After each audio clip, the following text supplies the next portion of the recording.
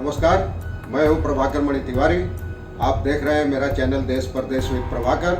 और राजस्थान सीरीज उम्मीद है आपको अच्छी लग रही होगी और आपके कमेंट्स जो आ रहे हैं उससे मुझे भरोसा है कि पसंद आ रही है। कोरोना काल में घर से निकलना नहीं हो रहा है, इसी बहाने राजस्थान घर बैठे घूमने का मौका मिल रहा है। और अब तक आप देख चुके हैं जयपुर, जोधपुर और जैसलमेर किला और गढ़ीसर लेक। लेकिन आज मैं आपको ले चलूँगा एक खास जगह, भूतहा गांव के नाम से मशहूर है। घोस्ट यानी भूतहा या हॉन्टेड कह सकते हैं, कुलधरा। जैसलमेर शहर से बस 16-17 किलोमीटर दूर है।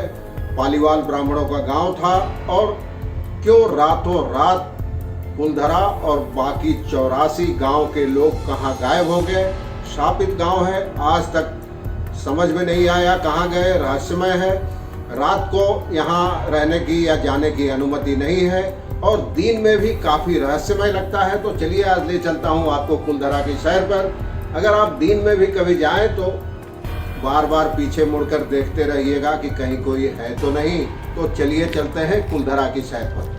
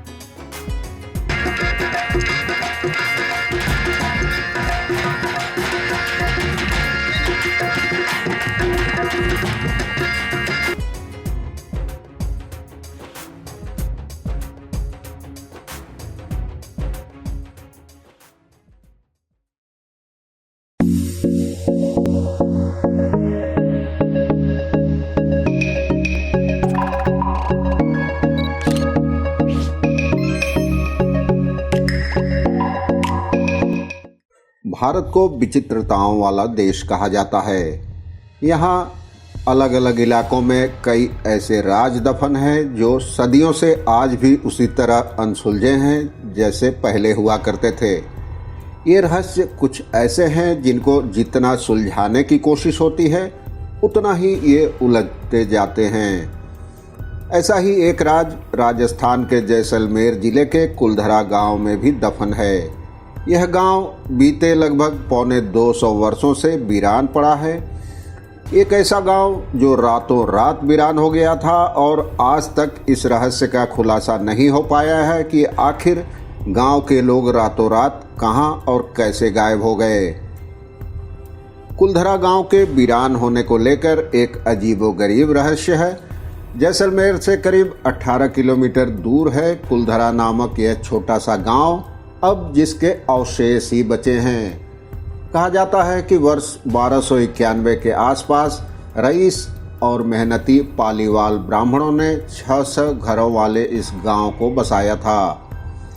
यह भी माना जाता है कि कुलधरा के आसपास कुल 84 गांव थे और उन सब में पालीवाल ब्राह्मण ही रहते थे। दरअसल कुलधरा की कहानी शुरू हुई थी आज से करीब 200 साल पहले, जब कुलधरा खंडहर नहीं था। यह गांव और आसपास के 84 गांव पालीवाल ब्राह्मणों से आबाद हुआ करते थे।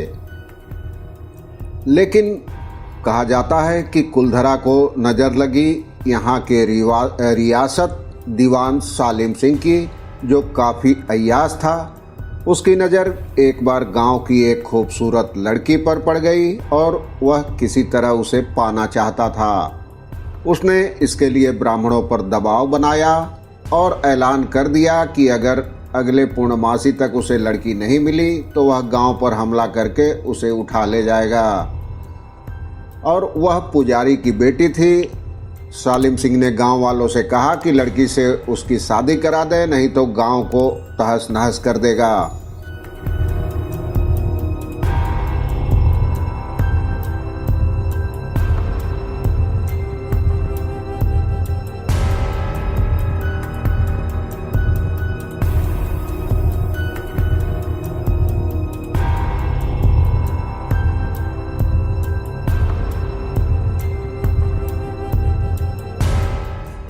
इस धमकी के बाद पालीवाल ब्राह्मणों के 5,000 से ज़्यादा परिवारों ने रियासत छोड़ने का फैसला किया और रातों रात गांव खाली करके चले गए।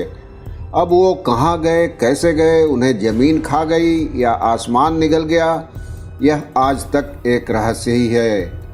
और उन ब्राह्मणों ने जाते जाते इस गांव को श्राप दे दिया कि यहाँ कोई भी बस नहीं पाएगा, जो भी यहाँ बसेगा वह बर्बाद हो जाएगा। और अगली शाम ही कुलधरा कुछ यूं वीरान हुआ कि अब परिंदे भी वहाँ दाखिल नहीं होते। पूरी तरह उजड़ने के बावजूद यह गांव अब एक पर्यटक स्थल बन गया है, लेकिन जो भी पर्यटक यहाँ आते हैं उन्हें कुछ अजीबोगरीब एहसास होने लगता है। किसी को आसपास चूड़ियों और महिलाओं के खिलखिलाने की आवाज़ आती है तो किसी को लगता है कि अभी अभी कोई उसके बगल से गुजर गया है। यहाँ लोगों के मुताबिक पालीवाल ब्राह्मणों की आहट आज भी सुनाई देती है। लोगों को लगता है कि हर पल ऐसा महसूस होता है उनको कि आसपास कोई चल रहा है। अब दिन के उजाले में यहाँ लोग आते हैं टिकट लेकर।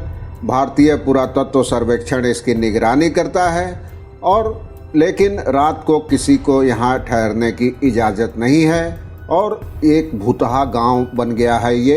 हालांकि गांव के कुछ मकान और मंदिर और बावड़ी ये देख के लगता है कि अभी कल की ही बात हो जब ये बने हो, लेकिन एक अजीबोगरीब एहसास तो होता ही है दिन में भी घूमते हुए। और आप पहली मंजिल पर जाएं तो वहाँ से दूर दूर तक जो निगाह आती है उससे लगता है कि उस समय भी वैज्ञानिक तकनीक काफ़ी उन्नत थी और उस तकनीक के आधार पर ही यह गांव बसाए गए थे।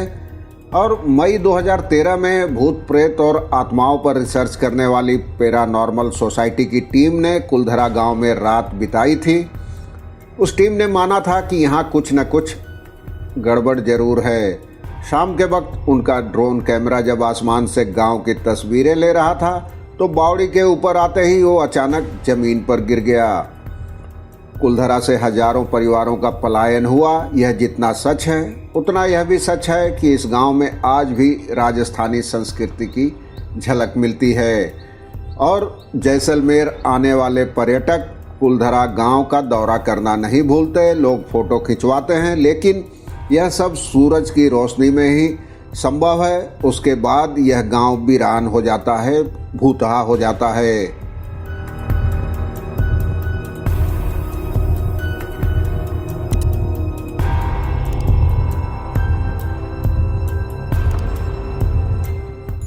अब कुलधरा के बाद हमारी अगली मंजिल होगी सम ड्यून्स में डेजर्ट कैंप, जहां टेंट लगाए रहते हैं। वहां हम रात बिताने वाले हैं। वहां राजस्थानी लोक नृत्य भी होता है। अगली कड़ी में दिखाऊंगा आपको, देखना न भूलें। धन्यवाद, नमस्कार।